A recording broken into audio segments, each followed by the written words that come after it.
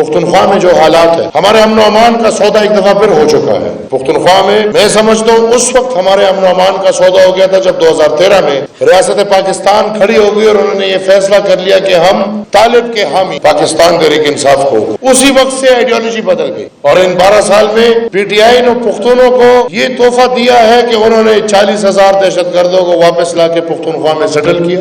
انہوں نے 102 جو ہائی لیول ٹیررسٹ تھے جس میں بہت بڑے بڑے لوگ، اور میں سمجھتا ہوں جن کو اریسٹ کرنے میں پاکستان کے اربوں روپے لگے، ان کو رہا کر کے واپس چھوڑ دیا گیا. کھلے عام جلسوں جلوسوں میں دہشت گردوں کے دفاتر کے مطالبے ہوئے.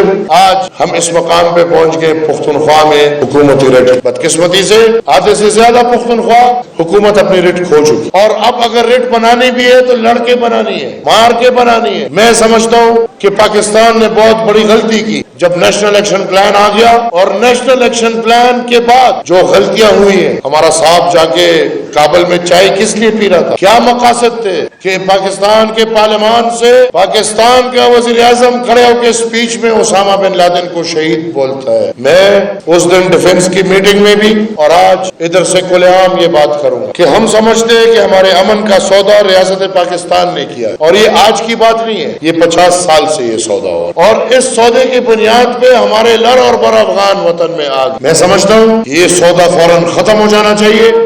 پہلے ہی اس قوم کا اعتماد آپ کھو چکے ہیں. یہ قوم نہ آپ کے آپریشنز پہ یقین رکھتی ہے، نہ آپ کے مذاکرات پہ یقین رکھتی ہے، کیونکہ اس قوم کو سمجھ آ گئی ہے کہ اگر آپ مذاکرات کرتے ہیں تب بھی قوم تباہ ہوتی ہے، اور اگر آپ آپریشن کرتے ہیں تب بھی قوم تباہ ہوتی ہے. وہ لوگ تباہ نہیں ہوتے.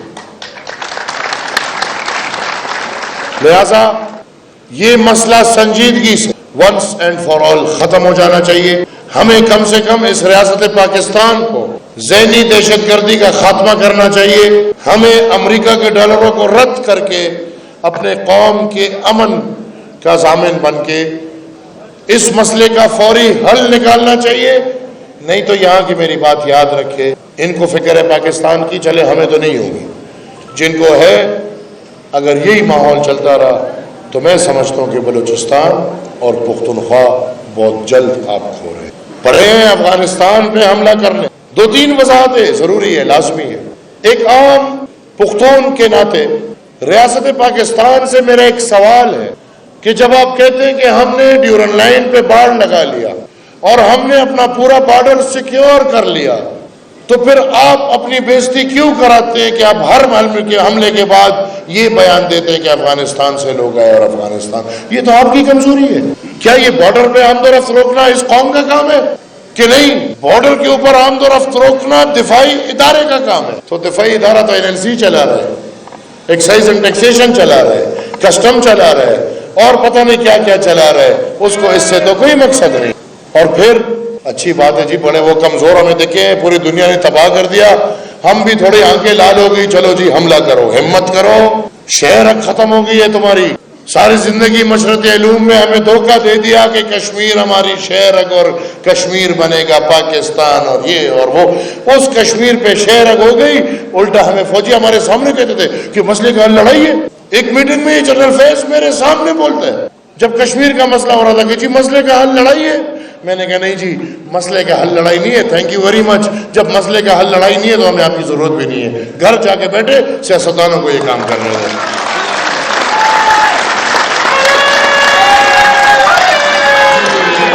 تو جب ہندوستان کی طرف دیکھتے ہیں پھر ادھر کہتے ہیں بھائی مسئلے کا حل لڑائی نہیں، اور جب افغانستان کی طرف دیکھتے ہیں تو پھر ہم حملے کریں. ہم امن کے دائی اس کے بھی خلاف ہیں، لیکن چلے آپ ہمت کریں، ہم آپ کے ساتھ کھڑے ہو جائیں گے. یہ ان بیچاروں کے ساتھ آپ نے کیا کرنا ہے، یہ کیا طریقے شروع کیے ہوئے ہیں. اور جس طرح میاں صاحب نے کہا آپ ادھر سے حملہ کرتے ہیں ادھر پختون ٹارگٹ، ادھر سے واپس حملہ ہوتا ہے ادھر پختون ٹارگٹ، تو ہمارا کیا بنے گا؟ اور کیا ہم یہ سمجھتے ہیں کہ تمام ہمسایہ ممالک کے ساتھ اچھے تعلقات کی بنیاد پہ، اور میں یہ بات میں نے مجلس عاملہ میں بھی ادھر کیوں نہ کر لوں. ہم پہ سوال ہوتا ہے کہ بھئی افغانستان کی حکومت کو ماننے ہیں یا نہیں ماننا، مانتے ہیں نہیں مانتے. اچھا ہم اتنے اچھے ہو گئے، اگر ہم جمہوریت کی بنیاد پہ افغانستان کی حکومت نہیں مانتے تو ہم پھر آپ کی پاکستان کی حکومت کس بنیاد پہ مانیں؟ غیر جمہوری حکومتیں سب مانتے ہیں. الیکشنز آپ کے سب کے دفاعی ادارے کے اپنی مرضی سے ہوتے ہیں، سب مانتے ہیں. تو جب ہم سسٹم کی خاطر، عوام کی خاطر، اپنے ملک کی خاطر یہ مانتے تو میرے خیال میں سسٹم کی خاطر، عوام کی خاطر اور اس ملک کی خاطر بھی اس کو مان کے ان سے کوئی اچھے کا امید رکھو. اس بات پہ ذرا سوچو.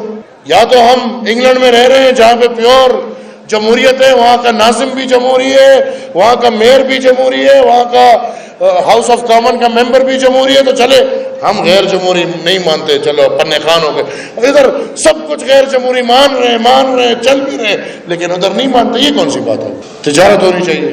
اور یہ تجارت کی بات اگر میں کرتا ہوں، ہماری پختونخوا لینڈ لاکڈ، اس کے ارد گرد سمندر نہیں ہے. ہمارے پاس واحد راستہ جو ہے تجارت کا، اور پھر ہمارے پاس ڈائریکٹ فارن مارکیٹ ہے، انٹرنیشنل مارکیٹ ہے. ادھر ہندوستان کے ساتھ ٹینشن رہتی ہے، لیکن اس کے راستے واگا بارڈر بھی کھلا ہوگا اور وہ سکھو کرتارپور والا بھی کھلا ہوگا. اور ادھر باجوڑ سے لے کے چمن تک ہمارے جتنے بھی تجارت کے راستے ہیں وہ ہم پہ بند ہیں. اور اس میں بھی اس سامراج کی سوچ ہے کہ ہمارے پختونوں کی جتنی بھی کموڈٹی ہے وہ باہر کے مارکیٹ نہ جائے، بلکہ ہم مجبوراً وہ کموڈٹی پنڈی میں جا کے بھیجے، لاہور میں جا کے بھیجے. ان کی کمی. میں آج عوامی نیشنل پارٹی کے ہر ورکر کی وساطت سے ریاست پاکستان سے یہ ڈیمانڈ اور اپیل کرتا ہوں کہ تجارت کے تمام راستے باجوڑ سے لے کے چمن تک پختونوں کے لیے کھول دیے جائے اور آسان تجارت کی پالیسی لاگو کی جائے. باچا خان کی سیاست کی بنیاد جمہوریت پہ ہے، اور ہم یہ پختون قوم باچا خان کے نظریے کے وارث تب تک لڑیں گے جب تک پاکستان میں جمہوریت آزاد نہیں. مجھے لوگ کہتے ہیں کیا پاگل پنا ہے، یہ کیا کر رہے ہو، نقصان پہنچ جائے گا، کوئی تمہیں کچھ کہہ نہ دے. میرا ایک ہی جواب ہے کہ باچا خان بابا کے نظریے کے تلے لڑائی کا مقصد ہے کہ میں لڑ نہیں سکتا، میں تمہیں مار نہیں سکتا، لیکن میں تمہیں مجبور کروں گا کہ مجھے مارو. میں اس وقت تک چلوں گا کہ مجھے مارو. مارنے سے ہمیں ڈراؤ گے؟ یہ وہ لوگ نہیں ہیں جو ایک تھپڑ کی مار سے سوری اور نظریے بھول گئے. زندہ باد. یہ وہ لوگ ہیں جن کے اکابرین نے آپ کے آقاؤں کو، جن آقاؤں سے آپ کو ملک ملا ہوا ہے، ان کو یہاں سے بھگانے پہ مجبور کیا. وہ بھی پاگل ہو گئے کہ یہ کیسے لوگ ہیں، ان کو ہم مار رہے ہیں، گولیاں مار رہے ہیں، جلا رہے، کچھ کہہ نہیں رہے. اور اپنا نظام انشاءاللہ جیسے ہمارے اکابرین نے وہ کیا، اسی طرح ہم بھی جمہوریت کی خاطر مجبور کریں گے. ایک دن آئے گا جب روزگار ختم کرنے پڑے، ایک دن آئے گا جب فوجی کارن فلیکس کا کارخانہ بند ہوگا، ایک دن آئے گا جب فوجی سیمنٹ کا کارخانہ بند ہوگا، ایک دن آئے گا کہ NLC کا کارخانہ بند ہوگا، ایک دن آئے گا کہ میں نہیں، یہ پختون قوم آپ کو مجبور کریں گے آپ کے کاروبار بند کرنے پہ، اور آپ کو مجبور کریں گے اپنے آئینی دائرہ اختیار کے اندر، آپ کو انشاءاللہ مجبور کریں گے کدھر جانے پہ؟ بارڈر جاؤ، بارڈر جاؤ، بارڈر جاؤ.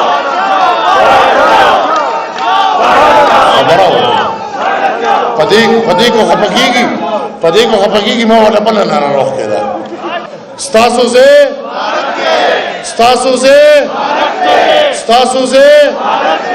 اور بارڈر ہم دے ستاسو سے انشاءاللہ. ہم تب تک سیاست اور جمہوریت میں ہماری کوئی لالچ نہیں، کوئی عہدہ نہیں چاہیے، کوئی کرسی نہیں چاہیے،